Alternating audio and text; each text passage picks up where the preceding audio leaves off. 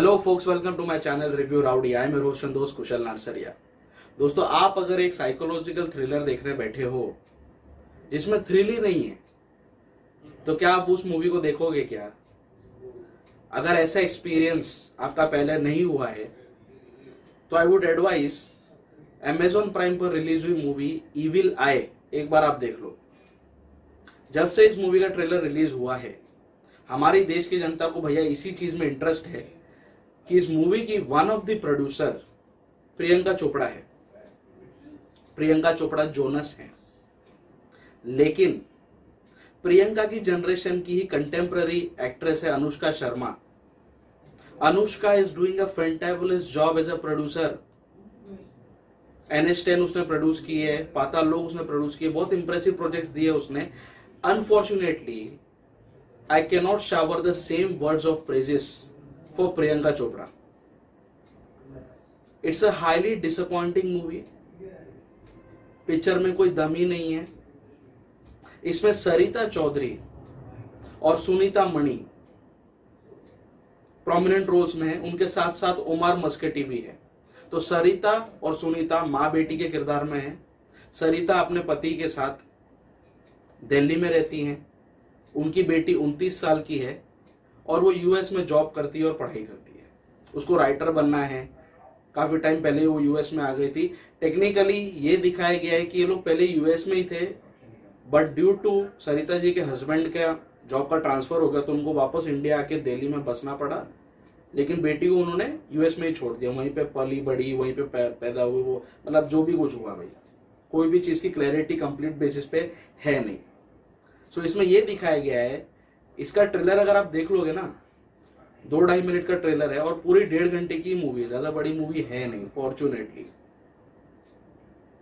Trailer में ही इसकी पूरी मूवी स्पॉइल हो गई है। ट्रेलर देख के ही समझ में आ जाता है कि सरिता चौधरी का कोई प्रीवियस टॉक्सिक रिलेशनशिप था, जिस वजह से वो अपनी बेटी की जो न्यूली फाउंड रिलेशनशिप है, उसकी बेटी 29 साल की हो चुकी है, यूएस में रहती है, सेल्फ डिपेंडेंट है, एक लड़के से वो मिलती है, कुछ हफ्तों तक ये लोग डेट करते हैं और रिलेशनशिप में काफी सीरियस अफेयर हो जाता है इन लोगों का। बट माँ को दिल्ली में बैठे बैठे ये टेंशन होता है कि मेरे साथ जो हुआ, मेरी टॉक्सिक अफेयर में जो चीजें हुई वो मेरी बेटी के साथ नहीं होनी चाहिए। दैट इज द रीजन वो अपनी बेटी को कॉशियस करती रहती है, बार बार उसको आगाह करती रहती है कि भैया अभी वो ऐसा बोल रहा है तो उसका ये मतलब हो सकता है, अभी वो तेरे लिए इतनी केयर कर रहा है तो कोई हिडन इंटेंशन हो सकता है। ये सारी चीजें, सारी नेगेटिविटी से वो अपनी बेटी को अवगत कराती रहती है, because she herself has faced similar kind of situations in her past. यहां तक चीजें समझ में लगती है, जस्टिफाइबल लगती है कि चल ठीक है, जो पहले इतनी टॉक्सिक रिलेशनशिप में रह चुका है वो आदमी जरूर से ज्यादा कॉशियस हो ही जाएगा। बट ऐसे रिलेशनशिप्स पे बॉलीवुड में इससे कई ज्यादा इंप्रेसिव मूवीज ऑलरेडी बन चुकी हैं। टॉक्सिक रिलेशनशिप पर मूवी बनी थी अब्बास मुस्तान की दरार, जिसमें अरबाज खान ने फैंटाबुलस काम किया था। उसके बाद एक मूवी बनी थी कोई मेरे दिल से पूछे, संजय कपूर थे, ईशा देओल थी, और एक मास्टरपीस मूवी बनी थी in the name of provoked, Aishwarya Rai वाली। तो ये जो मूवीज हैं, कुछ कुछ इन्फ्लुएंसेस इसमें से उठा के इसकी ये लोग ने खिचड़ी बनाई और ये मूवी में डाल दिया। ट्रेलर तो इसका ठीक ठाक लगा कि यार कुछ देखने मिलेगा, क्राइम रिलेटेड ज्यादा हो सकता है, साइकोलॉजिकल वे में लोग ज्यादा कुछ डेल्व कर सकते हैं, लेकिन पूरा फुसकी बॉम्ब है भाई। जिस तरह से लक्ष्मी बॉम्ब का ट्रेलर फुसकी निकला, ये पूरी पिक्चर ही फुसकी निकली। दम ही नहीं है पिक्चर में। स्टार्टिंग के आधे घंटे तक तो बार बार क्लाइमैक्स, मतलब उसके पास दिखाते हैं, इसकी माँ का जो सरिता चौधरी का कैरेक्टर है उसका पास दिखाते रहते हैं, उसके फ्लैशेस आते रहते हैं। वो बेचारी डरती रहती है कि मेरा बॉयफ्रेंड मेरे को इस तरह से हैरेस करता था, मारता था, पीटता था, फिजिकल अब्यूज करता था, जो कुछ भी था वो खाली फ्लैशेस आते रहते हैं। आधे घंटे बाद कहानी थोड़ी आगे बढ़नी शुरू होती है और फिर लास्ट का जो आधा घंटा है, सो ये आधे घंटे में 3 डिवाइड कर लो इसको। लास्ट के आधे घंटे में जब क्लाइमैक्स में थोड़ा सस्पेंस टाइप फील आता है, जो सस्पेंस रिवील होता है, तब जाके थोड़े इंटरेस्ट बिल्डअप होना चालू होता है, लेकिन आगे जाके फिर से खिचड़ी बन जाती है। सो ओवरऑल इसमें यह दिखाया गया है कि माँ काफी ज्यादा, इसकी जो सरिता चौधरी का जो कैरेक्टर है काफी ज्यादा, एक तो मिडिल क्लास फैमिली से लोग हैं, काफी ज्यादा टोना टोटका और ये बुरी नजर और कुंडली वगैरह में काफी हेवीली विश्वास करती है। वो अपनी बेटी को आगाह करती रहती, जब उसकी बेटी उसके सामने प्रपोजल रखती है कि मैं 3 हफ्ते से एक लड़के को डेट कर रही हूँ and we are serious in relationship, हमको इसे शादी तक पहुंचाना है, तो अपनी बेटी से उस लड़के की कुंडली की डिटेल्स मंगवा लेती हैं और कुंडली में कुछ ऐसी चीजें उसको दिखती है सरिता चौधरी को, जो उसके प्रीवियस बॉयफ्रेंड जो था, जिसके साथ उसका टॉक्सिक अफेयर था, काफी सारे ट्रेट्स सिमिलर दोनों में दिखते हैं उसको। इसीलिए वो और डबल कॉशियस हो जाती है, बार बार एज अ डेटरेंट एक्ट करती है अपनी बेटी और उसके बॉयफ्रेंड के रिलेशनशिप में। वो धीरे धीरे करके इस कहानी से परतें उठनी शुरू होती हैं, लेकिन जो चीज फास्ट ट्रैक पर चलनी चाहिए थी, जो थ्रिल पैदा होना चाहिए था, अगर वाकई को साइकोलॉजिकल थ्रिलर आप बना रहे हो, जो इसकी पूरी लुक एंड फील से लगता ही है, लेकिन कहीं पर भी the movie never nails it directly in the coffin. बहुत ही स्लो और टैडी स्क्रीन प्ले बनाया गया है। इससे बेटर सिनेमा ऑलरेडी हम लोग देख चुके हैं on toxic relationships, on psychological thriller, और जो सस्पेंस खुलता है, सस्पेंस अच्छा है। लास्ट के आधे घंटे में जिस सीन में ये चीज रिवील होती है, वो सीन बहुत ही ब्यूटीफुली शॉट किया गया है। ये इस मूवी का प्लस पॉइंट है। दूसरा, सरिता चौधरी की परफॉर्मेंस अच्छी, सुनीता मणि की भी परफॉर्मेंस ठीक ठाक ही है, और उमार मस्कटी ने इंप्रेस किया अपने परफॉर्मेंस से, उसकी स्क्रीन प्रेजेंस बहुत अच्छी है। तो ये सारी चीजें जो हैं इस मूवी के फेवर में जाती हैं।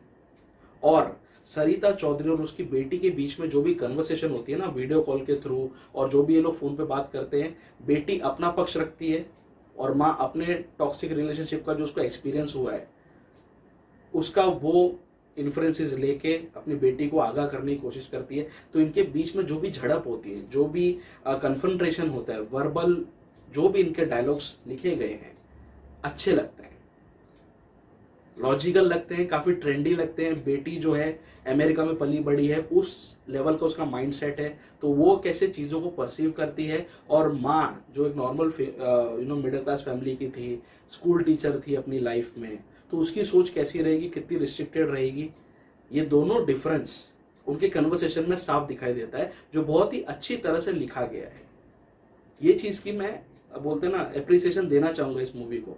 लेकिन फिर भी जो overall, if I focus on the larger scheme of things ना, जो चीज आप दिखाना चाहते थे वो जस्टिफाइबल वे में आपने नहीं दिखाया है, जिस वजह से this movie is one of the biggest disappointments. Similar topic पर हम लोग इससे बहुत अच्छा कंटेंट पहले देख चुके हैं। So I don't think any reason for you to waste your time on this movie. तो भी एक हल्के फुल्के टाइम पास के लिए ये मूवी देखी जा सकती है।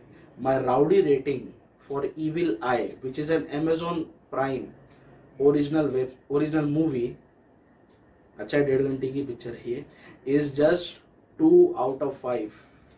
मैं मूवी देखते देखते थक गया हूं, आपको मेरी थकान दिख रही होगी चेहरे पे, इतनी स्लो है फिल्म। सो अपना टाइम इसके ऊपर वेस्ट मत करो। लेकिन एक चीज है, इसमें जब स्टार्टिंग में क्रेडिट्स आते हैं ना, रोल होते हैं कौन कौन एक्टर है, क्या है, कौन प्रोड्यूसर है, इसके प्रोड्यूसर्स की लिस्ट खत्म ही नहीं होती है।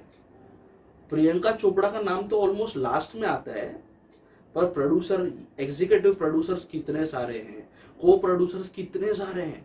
मतलब ये लोग ने और कुछ खास खर्चा हुआ नहीं मूवी पे। 90% of the scenes are shot inside a house. Delhi वाले हाउस में जहाँ पे उसकी माँ और बाप रहते हैं वहां पर शूटिंग हुई है, और जहाँ पे यूएस में वो रहती है वहां पर शूटिंग हुई है। तो बाहर के ज्यादा शॉट्स है नहीं, कोई गाने वाने है नहीं, कोई फॉरेन फैंसी लोकेशंस है नहीं। 90% of the scenes are shot in a room, घर में शूट कर लिया, वैसा टाइप हुआ है। तो ज्यादा खर्चा तो हुआ ही नहीं है। तो ये लोगों ने सबने क्या चंदा लिया, गणपति का चंदा दिया क्या, $50 दे दो, $100 दे दो, ये लोगों ने चंदा जमा किया क्या? खर्चा तो कुछ हुआ नहीं। तो इतने सारे प्रोड्यूसर्स ऑन बोर्ड रखने का कोई सेंस मुझे लगा नहीं, और ये लोगों ने बना के Amazon प्राइम को भेज दिया। तो इतने सारे लोग इस प्रोजेक्ट के लिए आए क्यों एट द फर्स्ट प्लेस? सो अपना टाइम से वेस्ट मत करो, इट्स अवॉइडेबल मूवी। सो मेरे को तो कुछ खास दम लगा नहीं वाली। सो आप अगर ईवी लाइफ देख चुके हो, अपना टाइम बर्बाद कर चुके हो, तो आपका रिव्यू, आपका फीडबैक जो उस मूवी पर है, क्या मेरा फीडबैक भी उससे मेल खाता है? अगर खाता है तो मेरे चैनल को सब्सक्राइब कर लो यार। मैं इस चैनल पर कोई ना कोई मूवी का, कोई ना कोई वेब सीरीज का रिव्यू लेकर आते रहता हूं। मैं लोगों को अच्छी से अच्छी मूवी रेकमेंड भी करते रहता हूं। इसीलिए I try my level best to be regular on this channel. इसलिए मेरे चैनल को सब्सक्राइब कर लो। सब्सक्राइब करने के साथ साथ उसके बाजू में जो बेल आइकन है उसे भी दबा दो, ताकि जब भी मैं अपना कोई नया वीडियो अपलोड करूं आपको तुरंत उसका नोटिफिकेशन मिल जाए। आप लोग मुझे फेसबुक, इंस्टाग्राम, ट्विटर सभी जगह पर फॉलो कर सकते हो। सभी जगह पर मेरे प्रोफाइल्स रिव्यू राउडी के नाम से ही है। The digital partner of this channel is 5 about digital and the को ब्रांडिंग पार्टनर इज चाय पकौड़ा प्रोडक्शंस। आप मेरे रिव्यूज मेरे इस चैनल के साथ साथ चाय पकौड़ा प्रोडक्शंस के चैनल पर भी देख सकते हो। सो बहुत जल्दी मैं किसी न किसी मूवी, किसी न किसी वेब सीरीज के रिव्यू के साथ फिर से आऊंगा at the same place on the same channel. So मेरे साथ जुड़े रहिए, मेरे साथ कनेक्टेड रहिए। Stay tune, stay filmy and stay rowdy.